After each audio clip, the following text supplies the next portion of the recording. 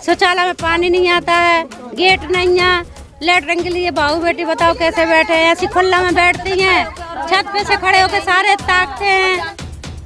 थाने में भी गई मैं, पुलिस के पास भी गई मैं, किसी ने नहीं सुनी, कोई नहीं सुनता।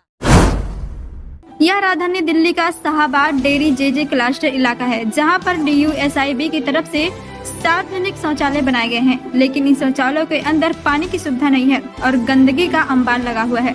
साथ ही सार्वजनिक शौचालयों के आगे गेट तक नहीं लगा हुआ है। पूरा शौचालय खंडहर में तब्दील है। महिलाओं को घर से बड़ा कपड़ा लेकर आना पड़ता है। उस कपड़े को गेट के आगे लगाकर महिलाएं शौच आदि करती हैं।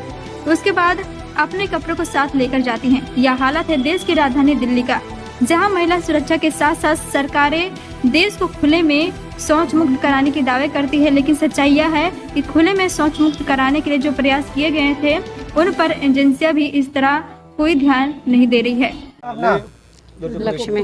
लक्ष्मी जी, क्या समस्या है यहाँ पे आप लोगों को, ये बताइए। यहाँ समस्या तो बहुत भारी है सर। यहाँ की समस्या ये है कि ना शौचालय में बिजली है, ना पानी है, ना कोई दरवाज़ा है, ना कोई सफाई है। तो सर ये बताइए कि हम लोगों की बहन बेटियाँ कहाँ बैठेंगी।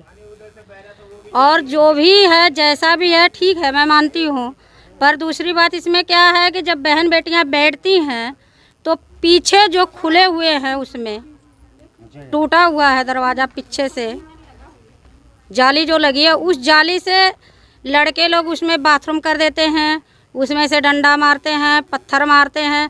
तो ये बताइए सर कि बहू बेटियां कैसे बैठेंगी। ये लड़के किस टाइप के होते हैं जो ये लड़के ना कोई देख पाता है ना कोई पकड़ पाता है।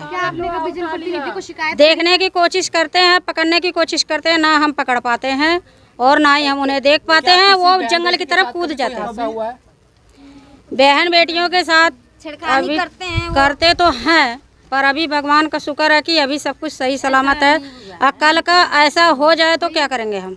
जिस तरह से यहाँ पे कहा जा रहा है कि नशेड़ियों का अड्डा बना हुआ है ये पूरा शौचालय, क्या मामला है वो बताइए थोड़ा।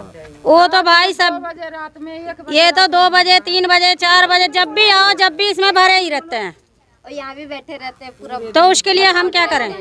अगर बात करें पुलिस प्रशासन की, तमाम जनता प्रतिनिधि और नेताओं की, तो क्या उनकी तरफ से कोई कार्रवाई हुई है अभी तक जिससे आप लोग को संतुष्टि मिली? नहीं, हमारे तरफ से कुछ नहीं हुआ, अभी कुछ नहीं हुआ।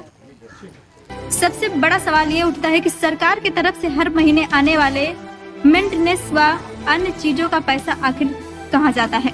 इतना ही नहीं, पुलिस प्रशासन पर सवाल उठाते हुए यहाँ की महिलाओं का आरोप है कि जब वे शौच आदि के लिए आती हैं और यहाँ पर भी गेट नहीं है, बाहर से लड़के पत्थर आदि भी फेंकते हैं और जानबूझकर शौचालय के आसपास खड़े रहते हैं। शिकायत के बावजूद भी पुलिस प्रशासन कोई कार्रवाई नहीं करता, जो अपने आप में बड़ी बात है। रुकमनी जी, क्या समस्या है आप लोग? समस्या कितने समय से इस समस्या से जूझ रहे हैं आप लोग? कम से कम हमको तो काफी दिन से जूझते हो गए इस समस्या से। शौचालय में पानी नहीं आता है, गेट नहीं है, लेटरिन के लिए बहू बेटी बताओ कैसे बैठे हैं। ऐसी खुला में बैठती हैं, छत पे से खड़े होकर सारे ताकते हैं। और इधर ही मान लो काका पीछे से कोई पत्थर मार रहा है, कोई डंडे मार रहा है, कोई लड़के नशेड़ी भंगड़ी ऐसे काम करते हैं। ये तय मान लो ये गौशाला बना रखा, यही दुकान गुटकन की रख रखा, यही कबाड़ी की रख रखा, तो यहीं भी वो बैठते हैं। तो क्या छाया मिलती है? मौजूदगी नहीं होती इलाके में? नहीं, कुछ नहीं, इधर कोई सुनाई नहीं देती है। पुलिस तो कोई सुनती नहीं है। अरे पुलिस भी सो तो पुलिस ऐसी है इधर कि कोई की लड़ाई भी होती हो ना तो वो भी नहीं सुनती है। कभी आपने यहाँ के विधायक को, नेता? अरे मेरी बात सुनो सर, पानी के टंकर है तो पानी के टंकर नहीं गई, के पास नहीं गई कि मैं मेले के पास नहीं गई। मैं क्यों ना बोल रहा हूँ मैं, इनको भी मैंने बोला सर कुछ करो, गाय है हमारे घर के सामने। ठीक बोला है कि सुनते कहाँ है, कोई नहीं बोलते सुनते, ना पुलिस सुने ना नेता लोग सुने, ना कोई नहीं सुनते हैं। ठीक है हो जाएगा, बस यही कहना था। 1 मिनट आंटी, आप चुप हो जाओ। जब वोट लेने की बारी आती है तो सारे नेता यहाँ पे आ जाते हैं। उसके बाद क्या आश्वासन मिलता है आपको? उसके बाद कार्रवाई की बात करते क्या होती है? जब तो वो कहते हैं कि हम सब कुछ कराएंगे, हाथ जोड़ते पैर पड़ते हैं, हम नाली बनवाएंगे, पानी पानी की पाइप डरवाएंगे, हम क्या वो सिविल लाइन बनवाएंगे, आज तक कुछ नहीं हुआ। सारे यहाँ से गरीब आदमी यहाँ से पड़े हैं, मर तो रहे। आपकी बातों से साफ जाहिर हो रहा है यहाँ पे आज भी आप लोग मूल समस्याओं, मूलभूत जो समस्याएं होती है उनके लिए भी तरस रहे हैं। तरस और रहे क्या, हैं, तरस ही रहे हैं। तरस रहे हैं। हम अपना हमारा नाम रेखा शर्मा।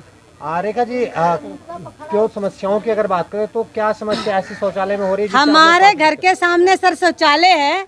हमारे घर की बहुएं बेटी अंदर डर डर के रहती हैं, बाहर निकलने को परेशान होते हैं। सामने गाय आती है, मेरे पति को बीच में मार के भाग गई थी, जिसकी गाय वो बोली मैं दवाई करवा दूंगी।